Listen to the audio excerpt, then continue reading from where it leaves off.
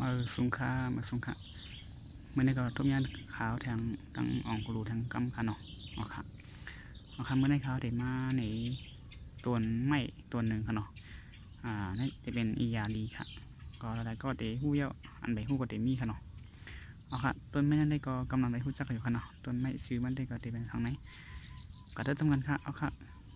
วันตั้งไปกันด้วยอย่าลืมกดติดตามบันช่องเขาเพื่อเป็นแห่งใจเขาของกันเนาะเอาค่ะมาส่งค่ะก็ได้ทำงานค่ะเอาค่ะนี่จะเป็นหน้าตาต้นไม้อันดีค่ะรัดมันกันค่ะเนาะจะเป็นอียาลีค่ะ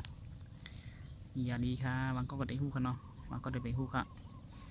ค่ะเขาหู้ยอดก็ได้มาแบ่งปันตั้งหุ้นตั้งหันยอดค่ะเนาะนั่นได้เป็นต้นหมอกยาเมืองห้ามเผือกในค่ะเนาะมันจะมีหมอกยาเมืองห้ามสองอันค่ะเนาะ2 เมตร 2 ต้นเมลหนึ่งในจะเป็นหมอยาเมืองห้ามลำค่ะต้นใบมันเด็ดเล็กค่ะเนาะนั่นเป็นหมอยาเมืองห้ามเผือกค่ะเอาค่ะแต่ได้เป็นหมอยาเมืองห้ามเผือกค่ะนะก่อนที่เฮ็ดอียาดีค่ะเนาะเอาค่ะในก็เขาตัวทุบกว่าบ้าค่ะเนาะเป็นคนในครอบครัวค่ะเป็นตั้งเป็นจีอันต้นไม้ต้นไหนจอยไรก็ว่าอะไรค่ะเนาะเอาค่ะต้นหมอกยามือห้ามเผิกในช่ำจอยทางในขลาบุวันในถึงจอยเลยลองปิดตั้งเป็นความไทยของห้องกดไหลย้อนไอ้ค่ะเนาะกดไหลย้อนหรือว่ามันก็เป็นตัวกับพ่อด้วยนี่ค่ะเนาะค่ะความไทยเด็กว่า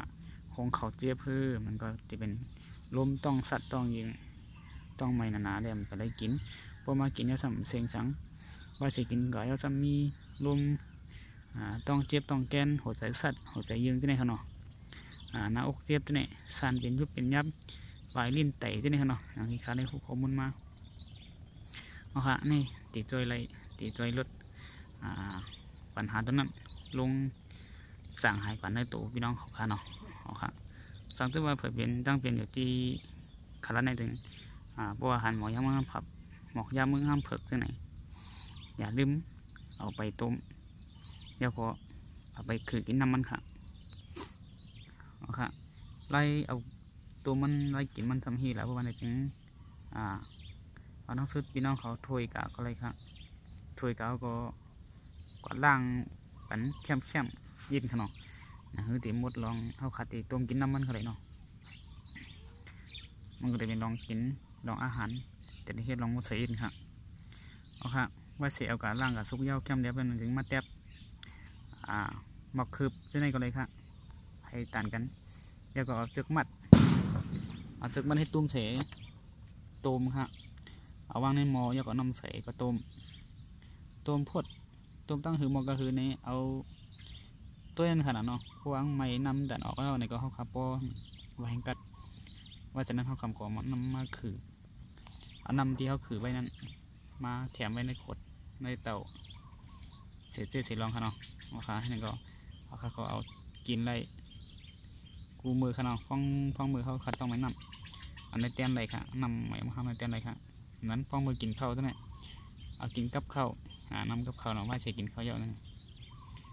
เอาแล้วง่ายค่ะกินไรค่ะนำกินไรแต่สีค่ะเอาเตียนนำฟ้องเขาต้องไม้ด้วยนะครับก็อย่างที่ว่าค่ะเนาะก้นดีในกบโคขาก็ลองจำจะกินตัวเยอะไหนเปลี่ยนอันรถเปลี่ยนอันจอยรถตั้งเป็นลมต้องกับต้องยิงลมมาโหใจสัตว์ปลายลิ้นไต่ยุบยับนี่ค่ะเนาะปลายลิ้นคมลิ้นรอดเนื้อสันเป็นยุบเป็นยับเป็นตีเป็นปอดนี่ค่ะเนาะอ๋อค่ะพอมาจากตั้งเป็นกรดไหลย้อนโค้งเข่าก็มันห้องใจเองนะเนาะเอาค่ะอย่าลืมเอากาศใส่กินด้วยเพื่อเป็นพรดีพี่น้องของเขาเนาะเอาค่ะมาส่งค่ะยินดีต้อนรับเข้ามาตัวคลิปวิดีโอค่ะอย่าทำค่ะมาส่งค่ะต้องกระทบกันทั้งในคลิปวิดีโอเหมือนนะคะเอาค่ะมาส่งค่ะ